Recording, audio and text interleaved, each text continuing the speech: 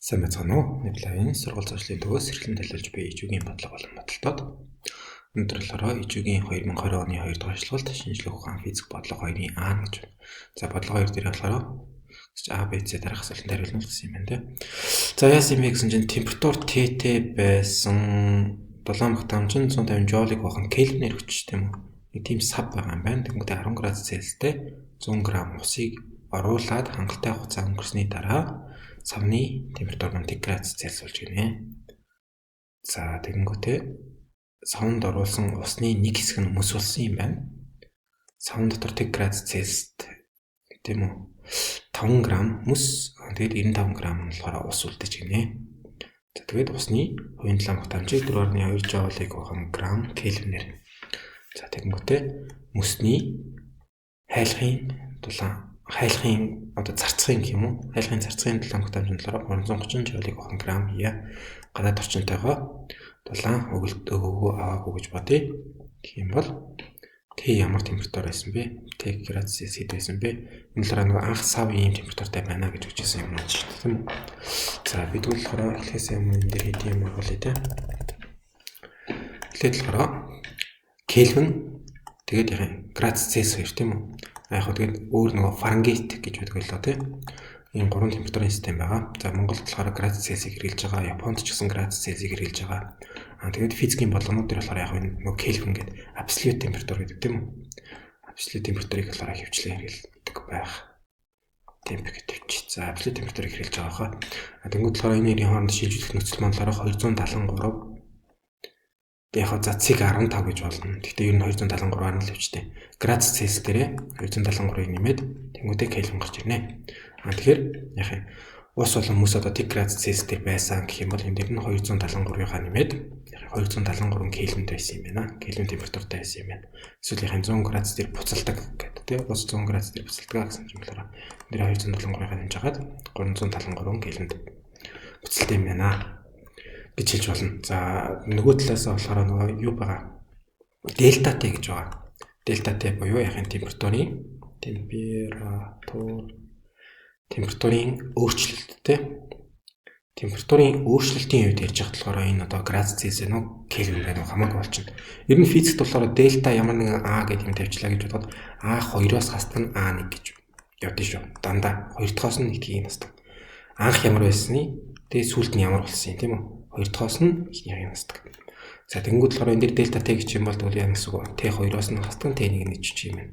За тэгээд би одоо энэ дээр яг анх одоо Т1-ийг төвчтэй 1 градус Цельсийн дараа Т2-ын 100 градус Цельс гэх юм бол энэ дээр 100 градус Цельсиас хасдаг 1 градус Цельс тэнцүү 100 градус Цельс гэж бичиж болно. Аль эсвэл яг дельта Т тэнцүү кельвинээр нь бичээ. Одоо 100 градус Цельс гэдэг юм болохоор 373 кельвин болсон. Хасдаг гэж байгаа 1 градус Цельс гэдэг маань 273 кельвин болсон байгаа. Тэр энэ нэрийг хооронд нь хасаад үзэхээр 100 кельвин гараад ирнэ тэ. Тэгэнгүүт яг зүгээр шууд одоо температур нь 1 градус Цельсиас гэх юм бол тэдэн кельвин болно. Тэдэн Цельсиас гэх юм бол тэдэн кельвин болно. Энэ дэр ялгаатай юмд гарч байгаа шүү дээ. Энэ дэр 273-ыг нэмээд 273-ыг нэмээд гарч байгаа. Харин температурын өөрчлөлтийн тухай ярьж байгаа юм бол энэ кельвин байна уу, градус Цельс байна уу хамаагүй гэсэн үг тэ. Адилхан 100 л гарна гэсэн үг. За нэг юм байгаа шүү. Энд дээр болохоор би одоо 100 градус Цельс температурын өөрчлөлт 100 градус Цельсиус юм байна гэснээр энэ дээр одоо 273 кельвин 73-ыг нэмж аваад 373 кельвин температурын өөрчлөлт нь байсан юм байна гэж бол бичихгүй гэсэн үг шүү тий. Кельвинээс нь кельвинээ хасаад 100-аар л гараад ирнэ. Градус Цельсиээс харсаад 100-аар л гараад ирнэ. Энэ 100 гэдэг нөгөө температурын өөрчлөлт гэж гаргаж ирсэн юм дээрээ 273-ыг нэмжиж энэ өөр тоог болохгүй шүү, тэгж болохгүй шүү. За өөр юу вэ? Өөр болохоор зүгээр усны хаан тухай яриа тий.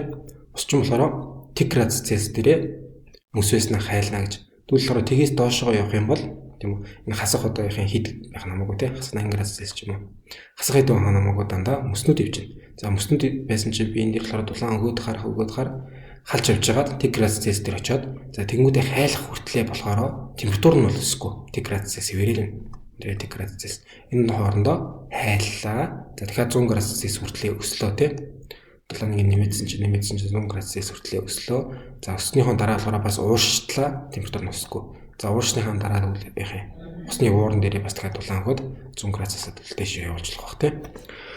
За энэ дээр болохоор энэ дээр температур нь өөрчлөж байгаа үед болохоор дулааныхын тооцоог mc delta тэгээл тавьчихна. За ямар хэмжээний масстай те хэдэн грамм усын 100 г юм уу 10 г юм уу эсвэл 1 тонн ус буслаж байгаа юм уу гэдэг чинь ялгаа биш тийм үү. За дахиад C нь болохоор хувийн ламгт дамж байгаа. Энэ дээр болохоор мөс байсан бол мөсний хувийн ламгт дамжиг. Энэ дээр ус байгаа бол усны хувийн ламгт дамжиг.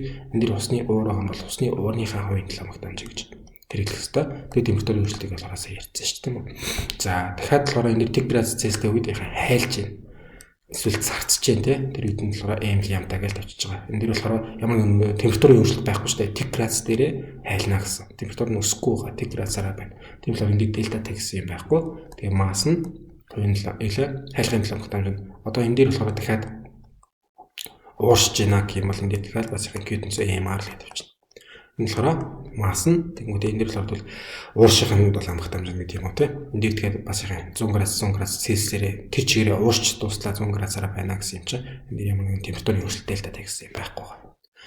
За манай бодлогын хувьд болохоор гэсэн чинь юу гэлээ 100 г ус 10 градус Цельстэй байсан энийг нэг савн дотор хийсэн. Савн гэсэн чинь өөрөө болохоор 100 joule Kelvinтэй. Энэ дээр савн дээр болохоор ямар нэгэн массны юм байхгүй байна тий. Грамтай юм хувахан грамтай юм бол байхгүй юм байна.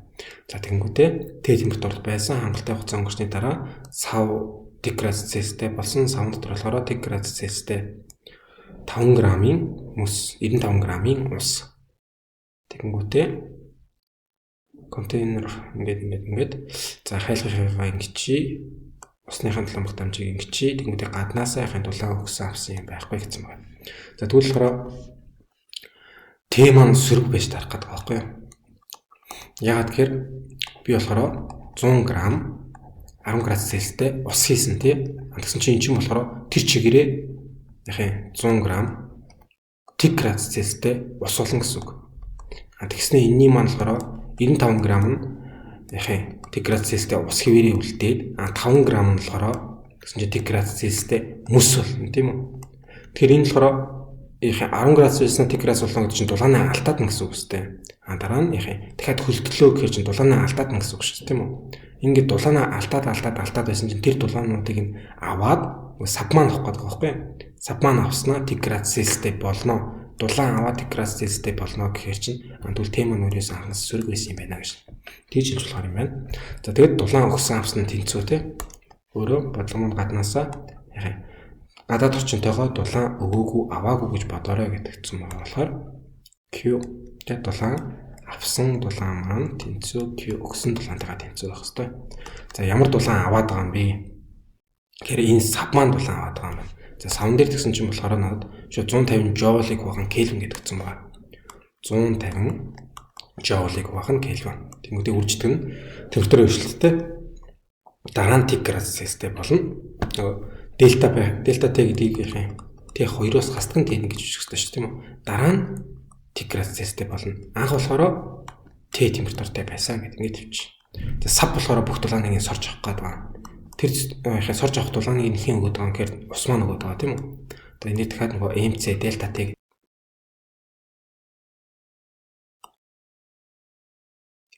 яг гэдэг болоо. За 150 joule-ыг хуваана Kelvinтэй үржигдэн нойласган Т-тэй ийм хэмжээний дулаан авъя. Нөгөө талаас өгж байгаа дулаан маань болохоор тэгвэл за 100 г ус дахиад 4.2 joule-ыг хуваана грамм Kelvinтэй. Тэгмүүдээ би энэ дээр болохоор дельта Т-гээ уулна бол дараа нь тэг градус Цельстэй болсон. Анх болохоор 10 градус Цельстэй байсан гэж хаад хасгааргаар амаараа л да. Тэгмүүд хасгаараа гэж энэ чинь сөрөг дулаан болчих гээд байгаа байхгүй юу? Сөрөг дулаан өгсөн гэж ярихаар хэцүү юм да. Энд дээр ерөөсөө зүгээр би нөгөө дотроо бодож чад 10 градус Цельс алдах юм шүү гэдэг ингээд тавьчихдаг хөө. Нэмгэн дахиад болохоор 5 г маань үржигдэн нь юу лээ? 330-тай тоо манай тий. 330 joule-ыг 1 г. Ийм хэмжээний.